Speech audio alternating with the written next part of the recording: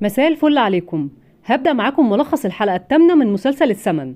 ولو أول مرة بتتابع القناة من فضلك دوس اشتراك واضغط لايك للفيديو، ويلا نكمل باقي الحلقة. بتبدأ الحلقة على زين لما شاف سارة في المستشفى وعرف ان ابنها كان مريض سرطان دم، واتصدم وهي كمان اتصدمت لما شافته، ولما انتبه كرم اتصدم هو كمان. ولاحظت هالة كمان وسألت كرم مش دي المهندسة بتاعتهم؟ رد أيوة. وأخيرا سارة قامت من مكانها وزين كمان مشى، بس كل اللي كان سامعه في عقله اليوم ده اللي طلبت منه سارة سلفة، وافتكر الوقاحة اللي هو اتعامل بيها معاها. ولسه دكتور عاصم كان بيتكلم عن حالة إبراهيم وقال إن سارة قدرت تتكفل بمصاريف العملية على آخر لحظة، وإنها لوحدها لأن جوزها متوفي. اتعاطفت سمية مع حالة سارة. اما هالة لامت على كرم انه ازاي ما كانش يعرف وضع البنت، قال لها ان هما ما كانوش يعرفوا ان عندها ولد اصلا. وسألت سمية عن زين وين راح، وزين في الوقت ده كان مشى. وسارة انهارت اول ما خرجت من بوابة المستشفى بعد ما كانت بصعوبة قادرة تمسك اعصابها، بس في الاخر انهارت وبكت. ولما خرج زين وشافها كده وقف يبص لها من بعيد ومقدرش يقرب منها، وركب سيارته ومشى. وطول الطريق كان بيفكر فيها. وبعدها أمينة راحت لسارة ولقيتها بتبكي، قلقت عليها وسألتها ليه. قالت لها ان هي متضايقة شوية ويمكن ده تراكم سنين ولازم تمشي دلوقتي. أمينة قالت لها تقوم وما تشيلش هم، وهي هتخلي بالها من إبراهيم. ومشت سارة، وبعدها مشي كرم وسمية وهالة. بس كرم وقتها سأل فاروق عن زين وين راح، قال له ان هو ركب سيارته ومشى. زعلت سمية ان هو عمل كده، وقالت ان سارة ما اتطلعت فيهم ولا سلمت عليهم. قالت لها ان اكيد تعبانة او معصبة ونعذرها من اجل ظروفها. وقال لهم كرم ان هي ممكن تكون مكسوفة لانها كذبت عليهم لما قدمت على الوظيفة. هالة قالت له انها لو كانت قالت ان عندها ولد ما كانوش هيوافقوا يوظفوها. قال لها مش وقته الكلام ده ويلا عشان يروحوا.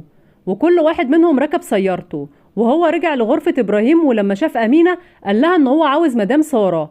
قالت له انها خرجت وهترجع بعد شوية، وسألته اسمه ايه عشان تبلغها. قال لها كرم بركات، وبص لابراهيم وشاور له باي ومشى. اما هنا في بيت الجد ابراهيم كانوا متجمعين وفرحان برجوع نادية. وسأل سالم عن اخبار اهله واحوالهم، قال له انهم بخير وان امه نادرة ان اذا نور جابت ولد هتذبح كبش. قالت له نور بحماس انها مستنيه اليوم اللي يجي فيه وتلاقي ابراهيم الصغير بيلعب في حضنها. سالها اخوها هي ناويه تسمي الاسم ده، ردت طبعا. اتضايق الجد ابراهيم، وناديه قالت ان لسه بدري على الاسامي، الاول يعرفوا هو صبي ولا بنت. رد سالم ان حتى لو بنت مفيش اجمل من اسم ناديه، واضطرت نور تسايره. وقال لهم ابراهيم المهم الخلفه التامه والباقي كله بسيط. اما امينه اتصلت على تيما وقالت لها ان كرم جه وسال عن ساره، واضطرت تيما تقفل معاها لما شافت زين دخل الشركه وشكله متعصب. ورولا اتصلت بفراس على طول ورد عليها بس برسميه قوي، فهمت ان هو مش لوحده، وقالت له ان البضاعه الجديده وصلت. قال لها ماشي وشويه وهيكون عندها. بعدها فراس استأذن من ابوه ان هو هيمشي، قال له ابراهيم ان هو هيجي معاه، وشبط فيهم سالم ومشوا كلهم. ولما راحت نادية توصل إبراهيم سألها كلمت سارة، ردت أيوة. قال لها تطمن عليهم دايما عشان لو احتاجت لشي. فرحت نادية من سؤاله واهتمامه. أما نور فكانت مركزة معاهم وقالت لفراس إن أكيد بيحكوا عن الحرباية. قال لها إن هو ما يهمهوش غير إن أمه رجعت البيت. وقال لهم سالم إن وشه حلو عليهم وكمان البضاعة وصلت. ردت نور إن هي لو طلعت حامل بصبي هيكون وشه حلو عليهم فعلا. وسبقوا فراس. وقال سالم لاخته تتعلم من حماتها شويه اللي قدرت تضحك على جوزها وهم في السن ده وخلته يدفع مصاري لساره. قالت له ان هم ما اخدوهاش، وقالت له انت جاي تستفزني معقول؟ ونادى فراس عليه وراح له فورا. وتيما بعتت رساله لساره تطمن عليها. وجه كرم ودخل على مكتب زين وقال له لو بتفكر تمشي ساره من الشركه يشيل الفكره من راسه. ساله هو جاب الكلام ده منين؟ قال له كرم ان هو عارفه كويس وعارف دماغه. قال له زين ان هو مش هيعمل كده. سأله كرم هو ليه مشي متعصب وقتها؟ قال له زين كنت قايل من قبل ان اختنقت ويا ريت يسيبه دلوقتي. سأله كرم هو ايه اللي مغيره للدرجة دي؟ غير الموضوع. وسأله حكى مع سارة، قال له ان هو راح لغرفة ابنها وما لقاهاش، واكيد هي خايفة دلوقتي، بس هو وقتها كلم الدكتور بتاع ابنها. سأله زين قالك ايه؟ كرم قال له طمني عليه وقال لي ان سارة دفعت تكاليف العلاج 250 ألف دولار، وانها اكيد تعبت عشان تدبر المبلغ، ويا ريتها كانت قالت له وهو كان ساعدها وما فكرش ثانيه. وكل كلام كرم كان زي النار بتحرق زين اللي ما استحملش وجاي يخرج من المكتب وبيقول له ان هو عنده شغل. بس كرم قال له ان هو مش كل ما يكلمه يهرب. لف زين وصرخ فيه وقال له خلاص انا مالي ابنك الصغير، وخرج فورا. وخرج كرم يلحقه بس تيما وقفته وقالت له ان الحق عليها. سألها تقصد ايه؟ قالت له ان هي اللي قالت لسارة ما تقولش ان عندها ولد، لانها كانت عارفة ان لو مش متفرغة ما كنتوش وظفتوها. كرم قال لها ما تعتذرش ومفيش مشكلة ومشى. ولما وصل ابراهيم مع فراس الشركة وكان معاهم سالم اللي اول ما شاف الوضع قال لفراس انه يشتغل معاهم مدير. ولما سمع كده ابراهيم بصله ومشي. راح قايل لسالم بلاش مدير، ممكن اشتغل معاون. قال له فراس ان عندهم موظفين كتير. وبعدها سالم سابه وراح يسلم على رولا واتضايق فراس وقال له يروح يستناه هناك. ولما سالم مشي رولا سألت فراس هو جايب نسيبه معاه الشركة ليه. قال لها تنتبه لكل كلمة وتصرف قدامه. وثانية واحدة ونده عليه سالم واضطر فراس يروح له. وهنا روح زين لبيته وكل محاولته انه يهدي حاله ويفكر بهدوء. ولما حس نفسه مخنوق خرج من البيت وراح كرم عند ابو توني وسأل عن زين وقعد على ترابيزتهم المخصوصة. وتيما اتصلت بسارة وقالت لها انها كلمت ميسيو كرم وعرفته ان هي كانت سبب الكذبة، وقال لها ان هو مستحيل يخسرها لانها غالية على قلوبهم. بس سارة كان قرارها انها تسيب الشغل نهائي. ولما تيما ما قدرتش تقنعها انها تعدل قرارها قالت لها ان هي هتجيلها فورا. بس سارة قالت لها تخليها لوقت تاني لانها رايحة عند ابراهيم وقفلت معاها. ولسه كرم قاعد في مكانه كان معاه صورة من السي في بتاع سارة على موبايله. وقتها كبر صورتها وفضل يبص عليها. اما زين راح عند بيت سارة واتصل عليها، واول ما شافت اسمه قلبت الموبايل وما ردتش. وهو قرر وقتها يدق الباب. ولما سارة راحت تفتح الباب كانت مفكراها تيما، بس لقيته هو. سألته بصدمة هو بيعمل ايه عندها. فضل يترجاها ان هو ما كانش يعرف. سألته عرف مكانها منين. قال لها مش مهمة وان هو عاوز يحكي معاها. قالت له انه مفيش بينهم كلام وجت تقفل الباب مسكه وقال لها ليه ما قالتش ان المصاري لابنها. قالت له انت ما سألتنيش وقلت لي انك معجب بجاراتي عشان طلبت 200,000 دولار وان مفيش شركة بالعالم توافق على كده، وفضلت تتمسخر عليا وانا كان قلبي محروق على ابني. قال لها بأسف ان دي اول مرة يحس حاله صغير وفقد احترامه لحاله، وانه اسف ما كانش يعرف ظروفها ولا يعرف هي ليه طلبت منه الطلب ده. وقال لها انه ممكن بيختبرها وان بجد مش قادر يسامح حاله ولازم تسامحه حتى يقدر يسامح حاله، وترجاها تسمعه. لكن هي سألته خلص كلامه وقالت له انه لو هو موجوع من شيء فهي طول عمرها موجوعة، وفي الاول خسرت امها ومن بعدها ابوها واخيرا زوجها اكتر شخص بتحبه. ولما فكرت تنسى كل الاوقات دي طلع ابنها عنده كانسر. وقالت له دلوقتي صار احسن. وسألته عارف اصعب ليلة مرت في حياتي كانت ايه؟ رد بأسف ايوه. قالت له ان في حياتها ما تخيلت تعمل كده بس ما كانش في حل تاني. وقالت له ان خلص الحديث بينهم. مشى زين وفي كل خطوة كان بيتمنى انها تسامحه ولكن ادرك انه مستحيل، وطول الطريق كان مخنوق. وفي بيت الجد ابراهيم كان وقت العشاء وسالم قال لهم انه هو قرر يستقر في البلد. قال له ابراهيم انك مادام هتستقر يبقى لازم تلاقي شغل. قال لهم انه هو هيشتغل عندهم بالمعمل. واستغرب فراس لانه مش حابه يشتغل معاهم لان كده هيكون في خطر على علاقته برولا تتكشف. واقترحت نادية على سالم انه يشتغل اونلاين لان ده ممكن يكون مناسب شوية لدراسته. وافقها الرأي فراس بس نور ما كانش عاجبها وقتها اقتراح فراس على سالم انه ياخد كورس ماركتينج الاول، بس هو قال لها ان الكورس غالي. قال له ابراهيم ان وقت ما ياخد قرار المصاري تتدبر. وفي ثانيه سالم غير رايه وقال لهم ان هو بارع في السوشيال ميديا. وجت رساله لفراس فاستأذن وقام. اما ساره فراحت لابراهيم واتصل عليها كرم لكنها ما ردتش. وراح زين لعند ابو توني وكان لسه كرم هناك. ولما شافه قال له ان هو كان بيفكر يروح له البيت بس كرم قال له ان هو ما كانش هيفتح له ففكر يجي على هنا. وجي بعدها ابو توني ورحب بزين وسأله يتعشى ايه. شكره زين وقال له لا، وما صدق كرم يفش غله في زين وقال له انه ضغط البنت في ميعاد التسليم ومع كل ظروفها دي قدرت تتجاوز الموضوع. وفكروا بمعاملته السيئة ليها. وسأله هو لما بيفتكر معاملته السيئة دي بيحس بايه. سأله زين هو عاوز يوصل لايه بالظبط. كرم قال له انه يتخيل ان ابنه مريض وطول الوقت مديره متعصب عليه كان هيعمل ايه. قال له وقتها زين كفاية قسوة عليا وان معاه حق وهو عن جد اسف. سأله كرم ايه اللي مخبيه عليا لانه حاسس ان في حاجة لازم يفهمها. رد ان مفيش حاجة بس ده طبعه وشكله لازم يتغير لانه كلهم معاهم حق وبجد هو اسف. ومن بعدها روح زين بيته وبرغم كبره الا ان كان فيه مخنوق وانه هو جوه حفرة ومش قادر يطلع منها. وتاني يوم الصبح كان كرم وهالة وسمية بالشركة في اجتماع مجلس الإدارة وكل اللي كان شاغل هالة وسمية وسارة ازاي دبرت المصاري لمصاريف علاج ابنها. وقال لهم كرم ان قانون الشركة دي لازم يتغير. وكانت معاهم هيفا اللي اول ما سمعت القصة راحت فورا لصباح وقالت لها ان سارة طلع عندها ولد، بس هي قالت لها ان هي مش بتحب نقل الكلام وتروح لشغلها فورا. ومشت هيفا ووصل زين واعتذر ليهم على التأخير.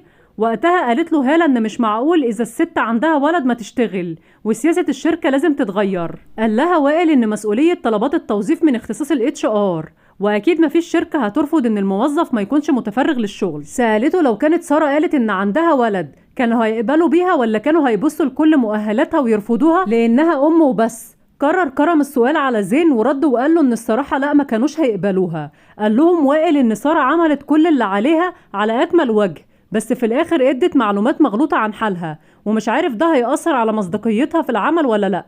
سألتهم هالة لو كانوا في وضعها كانوا هيتصرفوا ازاي، وردت سمية انها كانت هتعمل نفس الشيء زي سارة، ووافقتها هالة في الكلام. وكرم سأل زين كان هيعمل ايه، وقطع كلامهم دخول صباح بملف واعتذرت عن المقاطعة، وادت الملف لوائل اللي اول ما شافه قام واداه لزين. وفي الاخر طلع طلب استقالة سارة من الشغل. اتضايق زين وبان عليه. سألوا كرم فيه ايه، ما ردش. بعدها سحب كرم الورقة وقال لهم ان سارة قدمت استقالتها.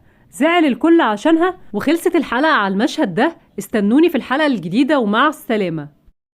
مساء الفل عليكم. هبدأ معاكم ملخص الحلقة الثامنة من مسلسل السمن. ولو أول مرة بتتابع القناة من فضلك دوس اشتراك واضغط لايك للفيديو، ويلا نكمل باقي الحلقة. بتبدأ الحلقة على زين لما شاف سارة في المستشفى وعرف ان ابنها كان مريض سرطان دم، واتصدم وهي كمان اتصدمت لما شافته. ولما انتبه كرم اتصدم هو كمان. ولاحظت هالة كمان وسألت كرم مش دي المهندسة بتاعتهم؟ رد ايوه. واخيرا سارة قامت من مكانها وزين كمان مشى. بس كل اللي كان سامعه في عقله اليوم ده اللي طلبت منه سارة سلفة، وافتكر الوقاحة اللي هو اتعامل بيها معاها. ولسه دكتور عاصم كان بيتكلم عن حالة ابراهيم وقال ان سارة قدرت تتكفل بمصاريف العملية على اخر لحظة، وانها لوحدها لان جوزها متوفي. اتعاطفت سمية مع حالة سارة. اما هالة لامت على كرم انه ازاي ما كانش يعرف وضع البنت. قال لها ان هما ما كانوش يعرفوا ان عندها ولد اصلا. وسألت سمية عن زين وين راح، وزين في الوقت ده كان مشى. وسارة انهارت اول ما خرجت من بوابة المستشفى بعد ما كانت بصعوبة قادرة تمسك اعصابها، بس في الاخر انهارت وبكت. ولما خرج زين وشافها كده وقف يبص لها من بعيد ومقدرش يقرب منها، وركب سيارته ومشى.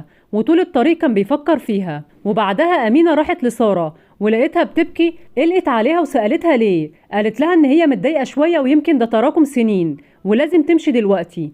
أمينة قالت لها تقوم وما تشيلش هم، وهي هتخلي بالها من إبراهيم. ومشت سارة. وبعدها مشي كرم وسمية وهالة. بس كرم وقتها سأل فاروق عن زين وين راح، قال له ان هو ركب سيارته ومشى. زعلت سمية ان هو عمل كده وقالت ان سارة ما اتطلعت فيهم ولا سلمت عليهم. قالت لها ان اكيد تعبانة او معصبة ونعذرها من اجل ظروفها. وقال لهم كرم ان هي ممكن تكون مكسوفة لانها كذبت عليهم لما قدمت على الوظيفة. هالة قالت له انها لو كانت قالت ان عندها ولد ما كانوش هيوافقوا يوظفوها. قال لها مش وقته الكلام ده ويلا عشان يروحوا. وكل واحد منهم ركب سيارته. وهو رجع لغرفة ابراهيم ولما شاف امينة قال لها ان هو عاوز مدام سارة. قالت له انها خرجت وهترجع بعد شوية. وسألته اسمه ايه عشان تبلغها. قال لها كرم بركات. وبص لابراهيم وشاور له باي ومشى. اما هنا في بيت الجد ابراهيم كانوا متجمعين وفرحان برجوع نادية. وسأل سالم عن اخبار اهله واحوالهم. قال له انهم بخير وان امه نادرة ان اذا نور جابت ولد هتذبح كبش. قالت له نور بحماس انها مستنيه اليوم اللي يجي فيه وتلاقي ابراهيم الصغير بيلعب في حضنها. سالها اخوها هي ناويه تسمي الاسم ده. ردت طبعا. اتضايق الجد ابراهيم وناديه قالت ان لسه بدري على الاسامي، الاول يعرفوا هو صبي ولا بنت. رد سالم ان حتى لو بنت مفيش اجمل من اسم ناديه. واضطرت نور تسايره. وقال لهم ابراهيم المهم الخلفه التامه والباقي كله بسيط. اما امينه اتصلت على تيما وقالت لها ان كرم جه وسال عن ساره، واضطرت تيما تقفل معاها لما شافت زين دخل الشركه وشكله متعصب. ورولا اتصلت بفراس على طول ورد عليها بس برسميه قوي، فهمت ان هو مش لوحده. وقالت له ان البضاعه الجديده وصلت. قال لها ماشي وشويه وهيكون عندها. بعدها فراس استأذن من ابوه ان هو هيمشي. قال له ابراهيم ان هو هيجي معاه. وشبط فيهم سالم ومشوا كلهم. ولما راحت نادية توصل ابراهيم سألها كلمت سارة. ردت ايوه. قال لها تطمن عليهم دايما عشان لو احتاجت لشيء. فرحت نادية من سؤاله واهتمامه. اما نور فكانت مركزة معاهم وقالت لفراس ان اكيد بيحكوا عن الحرباية. قال لها ان هو ما يهمهوش غير ان امه رجعت البيت. وقال لهم سالم ان وشه حلو عليهم وكمان البضاعة وصلت. ردت نور ان هي لو طلعت حامل بصبي هيكون وشه حلو عليهم فعلا. وسبقوا فراس. وقال سالم لاخته تتعلم من حماتها شوية اللي قدرت تضحك على جوزها وهم في السن ده وخلته يدفع مصاري لسارة. قالت له ان هم ما اخدوهاش. وقالت له انت جاي تستفزني معقول. ونادى فراس عليه وراح له فورا. وتيما بعتت رسالة لسارة تطمن عليها. وجه كرم ودخل على مكتب زين وقال له لو بتفكر تمشي سارة من الشركة يشيل الفكرة من راسه. سأله هو جاب الكلام ده منين. قال له كرم ان هو عارفه كويس وعارف دماغه. قال له زين ان هو مش هيعمل كده. سأله كرم هو ليه مشي متعصب وقتها. قال له زين كنت قايل من قبل ان اختنقت ويا ريت يسيبه دلوقتي. سألوا كرم هو ايه اللي مغيره للدرجة دي، غير الموضوع وسأله حكى مع سارة، قال له ان هو راح لغرفة ابنها وما لقاهاش، واكيد هي خايفة دلوقتي، بس هو وقتها كلم الدكتور بتاع ابنها. سأله زين قالك ايه؟ كرم قال له طمني عليه وقال لي ان سارة دفعت تكاليف العلاج 250 الف دولار، وانها اكيد تعبت عشان تدبر المبلغ، ويا ريتها كانت قالت له وهو كان ساعدها وما فكرش ثانيه. وكل كلام كرم كان زي النار بتحرق زين اللي ما استحملش وجاي يخرج من المكتب وبيقول له ان هو عنده شغل، بس كرم قال له ان هو مش كل ما يكلمه يهرب. لف زين وصرخ فيه وقال له خلاص انا مالي ابنك الصغير، وخرج فورا. وخرج كرم يلحقه، بس تيما وقفته وقالت له ان الحق عليها. سألها تقصد ايه؟ قالت له ان هي اللي قالت لسارة ما تقولش ان عندها ولد، لانها كانت عارفة ان لو مش متفرغة ما كنتوش وظفتوها. كرم قال لها ما تعتذرش ومفيش مشكلة ومشى. ولما وصل ابراهيم مع فراس الشركة وكان معاهم سالم اللي اول ما شاف الوضع قال لفراس انه يشتغل معاهم مدير. ولما سمع كده ابراهيم بصله ومشي، راح قايل لسالم بلاش مدير، ممكن اشتغل معاون. قال له فراس ان عندهم موظفين كتير. وبعدها سالم سابه وراح يسلم على رولا، واتضايق فراس وقال له يروح يستناه هناك. ولما سالم مشي رولا سألت فراس هو جايب نسيبه معاه الشركة ليه؟ قال لها تنتبه لكل كلمة وتصرف قدامه. وثانية واحدة ونده عليه سالم واضطر فراس يروح له. وهنا روح زين لبيته وكل محاولته انه يهدي حاله ويفكر بهدوء. ولما حس نفسه مخنوق خرج من البيت وراح كرم عند ابو توني وسأل عن زين وقعد على ترابيزتهم المخصوصة. وتيما اتصلت بسارة وقالت لها انها كلمت ميسيو كرم وعرفته ان هي كانت سبب الكذبة، وقال لها ان هو مستحيل يخسرها لانها غالية على قلوبهم، بس سارة كان قرارها انها تسيب الشغل نهائي. ولما تيما ما قدرتش تقنعها انها تعدل قرارها قالت لها ان هي هتجيلها فورا، بس سارة قالت لها تخليها الوقت تاني لانها رايحة عند ابراهيم وقفلت معاها. ولسه كرم قاعد في مكانه وكان معاه صورة من السي في بتاع سارة على موبايله، وقتها كبر صورتها وفضل يبص عليها. اما زين راح عند بيت سارة واتصل عليها، واول ما شافت اسمه قلبت الموبايل وما ردتش، وهو قرر وقتها يدق الباب. ولما سارة راحت تفتح الباب كانت مفكراها تيما، بس لقيته هو. سألته بصدمة هو بيعمل ايه عندها، فضل يترجاها ان هو ما كانش يعرف. سألته عرف مكانها منين، قال لها مش مهم وان هو عاوز يحكي معاها.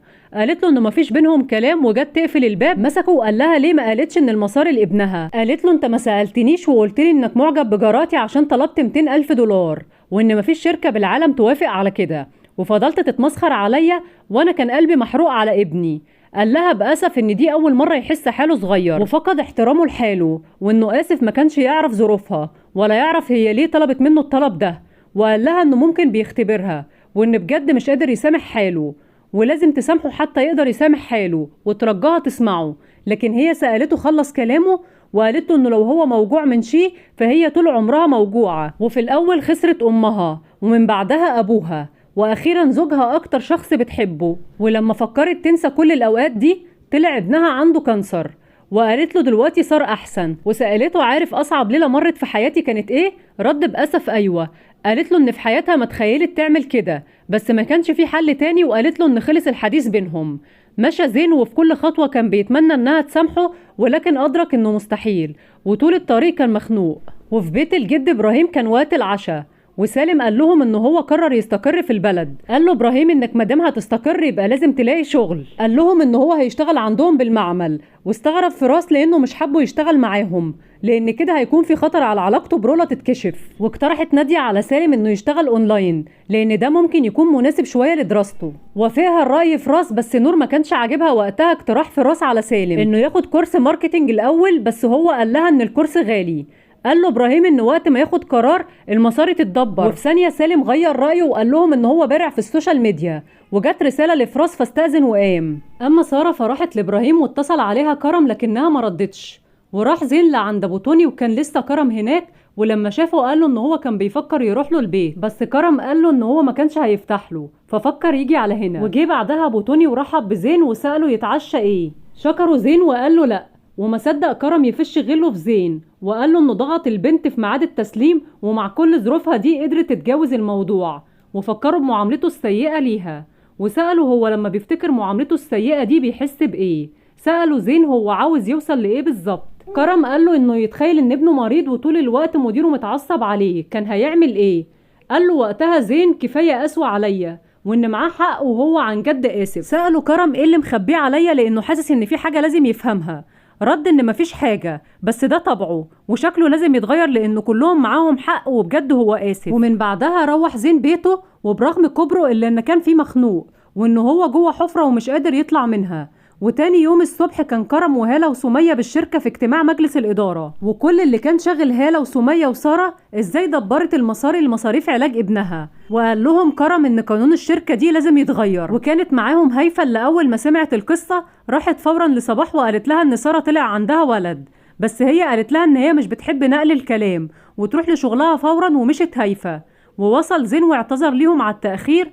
وقتها قالت له هالة ان مش معقول اذا الست عندها ولد ما تشتغل، وسياسة الشركة لازم تتغير. قال لها وائل ان مسؤولية طلبات التوظيف من اختصاص الاتش ار، واكيد مفيش شركة هترفض ان الموظف ما يكونش متفرغ للشغل. سألته لو كانت سارة قالت ان عندها ولد كانوا هيقبلوا بيها ولا كانوا هيبصوا لكل مؤهلاتها ويرفضوها لانها ام وبس. كرر كرم السؤال على زين ورد وقال له ان الصراحة لا، ما كانوش هيقبلوها. قال لهم وائل ان سارة عملت كل اللي عليها على اكمل وجه، بس في الاخر ادت معلومات مغلوطة عن حالها ومش عارف ده هيأثر على مصداقيتها في العمل ولا لا.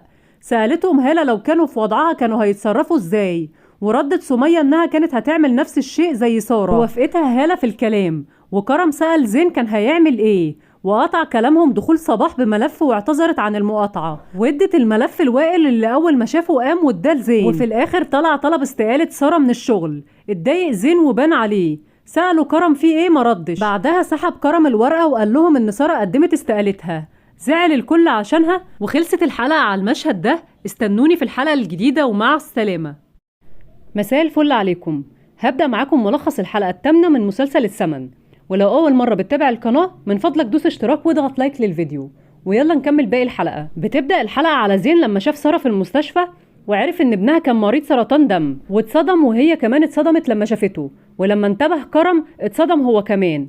ولاحظت هالة كمان وسألت كرم مش دي المهندسة بتاعتهم؟ رد ايوه. واخيرا سارة قامت من مكانها وزين كمان مشى. بس كل اللي كان سامعه في عقله اليوم ده اللي طلبت منه سارة سلفة، وافتكر الوقاحة اللي هو اتعامل بيها معاها. ولسه دكتور عاصم كان بيتكلم عن حالة ابراهيم وقال ان سارة قدرت تتكفل بمصاريف العملية على اخر لحظة وانها لوحدها لان جوزها متوفي. اتعاطفت سمية مع حالة سارة. اما هالة لامت على كرم انه ازاي ما كانش يعرف وضع البنت. قال لها ان هما ما كانوش يعرفوا ان عندها ولد اصلا.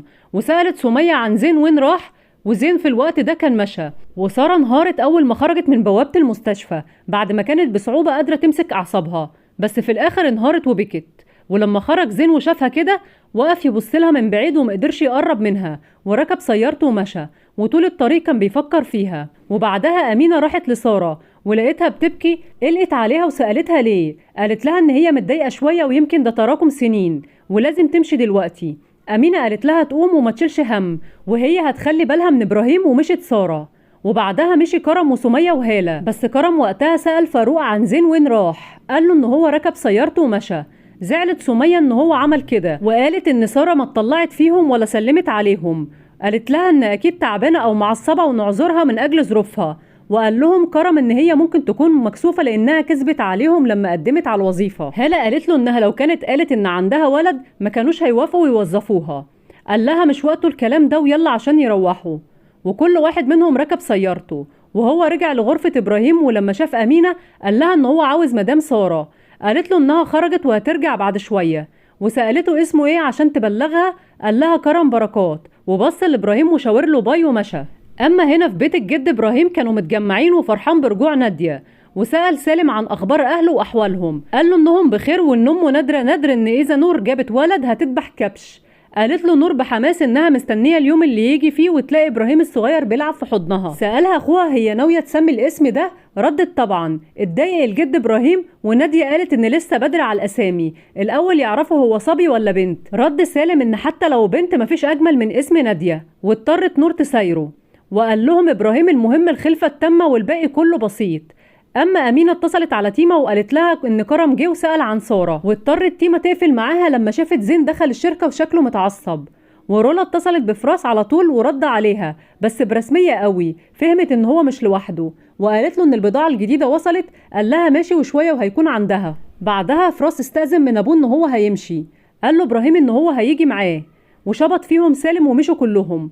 ولما راحت نادية توصل ابراهيم سألها كلمت سارة، ردت ايوه، قال لها تطمن عليهم دايما عشان لو احتاجت لشي. فرحت نادية من سؤاله واهتمامه. اما نور فكانت مركزة معاهم وقالت لفراس ان اكيد بيحكوا عن الحرباية. قال لها ان هو ما يهمهوش غير ان امه رجعت البيت، وقال لهم سالم ان وشه حلو عليهم وكمان البضاعة وصلت. ردت نور ان هي لو طلعت حامل بصبي هيكون وشه حلو عليهم فعلا. وسبقوا فراس وقال سالم لاخته تتعلم من حماتها شوية اللي قدرت تضحك على جوزها وهم في السن ده وخلته يدفع مصاري لسارة. قالت له ان هم ما اخدوهاش وقالت له انت جاي تستفزني معقول؟ ونادى فراس عليه وراح له فورا. وتيما بعتت رسالة لسارة تطمن عليها. وجه كرم ودخل على مكتب زين وقال له لو بتفكر تمشي سارة من الشركة يشيل الفكرة من راسه. سأله هو جاب الكلام ده منين؟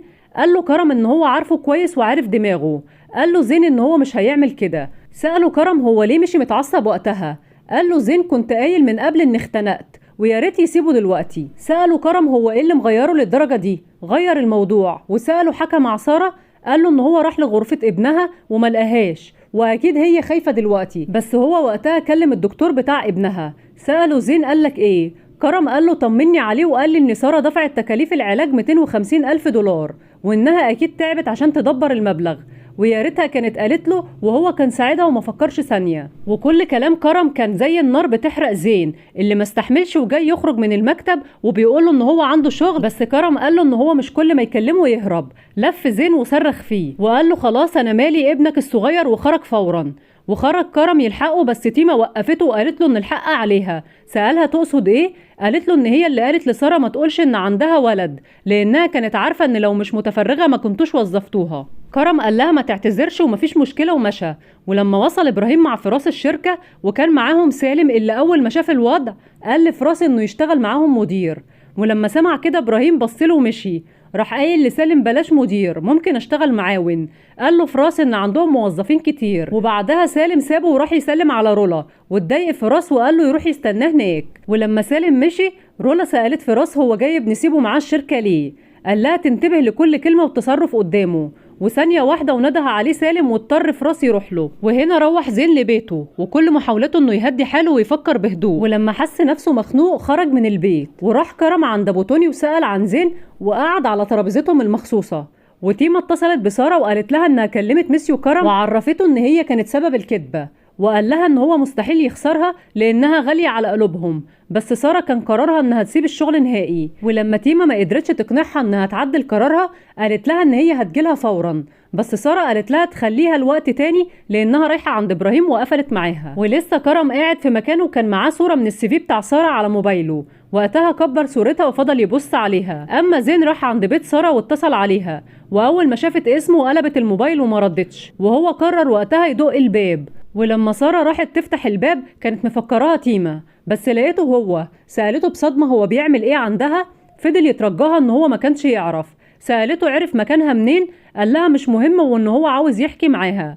قالت له انه مفيش بينهم كلام وجت تقفل الباب مسكه وقال لها ليه ما قالتش ان المصاري لابنها؟ قالت له انت ما سألتنيش وقلت لي انك معجب بجاراتي عشان طلبت 200 الف دولار وان مفيش شركة بالعالم توافق على كده وفضلت تتمسخر عليا وانا كان قلبي محروق على ابني. قال لها بأسف ان دي اول مرة يحس حاله صغير وفقد احترامه لحاله وانه اسف ما كانش يعرف ظروفها ولا يعرف هي ليه طلبت منه الطلب ده. وقال لها انه ممكن بيختبرها وان بجد مش قادر يسامح حاله ولازم تسامحه حتى يقدر يسامح حاله وترجاها تسمعه.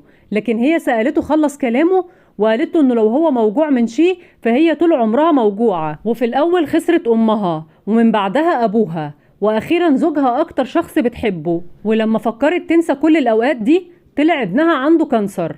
وقالت له دلوقتي صار احسن. وسألته عارف اصعب ليلة مرت في حياتي كانت ايه؟ رد بأسف ايوه. قالت له ان في حياتها ما تخيلت تعمل كده بس ما كانش في حل تاني وقالت له ان خلص الحديث بينهم. مشى زين وفي كل خطوة كان بيتمنى انها تسامحه ولكن ادرك انه مستحيل وطول الطريق كان مخنوق. وفي بيت الجد ابراهيم كان وقت العشاء وسالم قال لهم انه هو قرر يستقر في البلد. قال له ابراهيم انك مادام هتستقر يبقى لازم تلاقي شغل. قال لهم انه هو هيشتغل عندهم بالمعمل واستغرب فراس لانه مش حابه يشتغل معاهم لان كده هيكون في خطر على علاقته برولا تتكشف. واقترحت نادية على سالم انه يشتغل اونلاين لان ده ممكن يكون مناسب شوية لدراسته. وافقها الرأي فراس بس نور ما كانش عاجبها وقتها اقتراح فراس على سالم انه ياخد كورس ماركتينج الاول بس هو قال لها ان الكورس غالي. قال له ابراهيم ان وقت ما ياخد قرار المسار تتدبر، وفي ثانيه سالم غير رايه وقال لهم ان هو بارع في السوشيال ميديا، وجت رساله لفراس فاستأذن وقام. اما ساره فراحت لابراهيم واتصل عليها كرم لكنها ما ردتش، وراح زين لعند ابو توني وكان لسه كرم هناك، ولما شافه قال له ان هو كان بيفكر يروح له البيت، بس كرم قال له ان هو ما كانش هيفتح له ففكر يجي على هنا. وجه بعدها ابو توني ورحب بزين وسأله يتعشى ايه، شكره زين وقال له لا، وما صدق كرم يفش غله في زين وقال له انه ضغط البنت في ميعاد التسليم ومع كل ظروفها دي قدرت تتجاوز الموضوع، وفكره بمعاملته السيئة ليها. وسأله هو لما بيفتكر معاملته السيئة دي بيحس بايه، سأله زين هو عاوز يوصل لايه بالظبط. كرم قال له انه يتخيل ان ابنه مريض وطول الوقت مديره متعصب عليه كان هيعمل ايه. قال له وقتها زين كفاية قسوة عليا وان معاه حق وهو عن جد اسف. سأله كرم ايه اللي مخبيه عليا لانه حاسس ان في حاجة لازم يفهمها، رد ان مفيش حاجة بس ده طبعه وشكله لازم يتغير لانه كلهم معاهم حق وبجد هو اسف. ومن بعدها روح زين بيته وبرغم كبره الا ان كان فيه مخنوق وانه هو جوه حفرة ومش قادر يطلع منها. وتاني يوم الصبح كان كرم وهالة وسمية بالشركة في اجتماع مجلس الإدارة، وكل اللي كان شاغل هالة وسمية وسارة ازاي دبرت المصاري لمصاريف علاج ابنها. وقال لهم كرم ان قانون الشركة دي لازم يتغير. وكانت معاهم هيفا اللي اول ما سمعت القصة راحت فورا لصباح وقالت لها ان سارة طلع عندها ولد، بس هي قالت لها ان هي مش بتحب نقل الكلام وتروح لشغلها فورا. ومشت هيفا ووصل زين واعتذر ليهم على التأخير. وقتها قالت له هالة ان مش معقول اذا الست عندها ولد ما تشتغل وسياسة الشركة لازم تتغير. قال لها وائل ان مسؤولية طلبات التوظيف من اختصاص الاتش ار، واكيد مفيش شركة هترفض ان الموظف ما يكونش متفرغ للشغل. سألته لو كانت سارة قالت ان عندها ولد كانوا هيقبلوا بيها ولا كانوا هيبصوا لكل مؤهلاتها ويرفضوها لانها ام وبس. كرر كرم السؤال على زين ورد وقال له ان الصراحة لا ما كانوش هيقبلوها. قال لهم وائل ان سارة عملت كل اللي عليها على اكمل وجه، بس في الاخر ادت معلومات مغلوطة عن حالها ومش عارف ده هيأثر على مصداقيتها في العمل ولا لا. سألتهم هالة لو كانوا في وضعها كانوا هيتصرفوا ازاي، وردت سمية انها كانت هتعمل نفس الشيء زي سارة ووافقتها هالة في الكلام. وكرم سأل زين كان هيعمل ايه، وقطع كلامهم دخول صباح بملف واعتذرت عن المقاطعة وادت الملف لوائل اللي اول ما شافه قام واداه لزين. وفي الاخر طلع طلب استقالة سارة من الشغل. اتضايق زين وبان عليه، سألوا كرم فيه ايه ما ردش. بعدها سحب كرم الورقة وقال لهم ان سارة قدمت استقالتها. زعل الكل عشانها وخلصت الحلقة على المشهد ده. استنوني في الحلقة الجديدة ومع السلامة.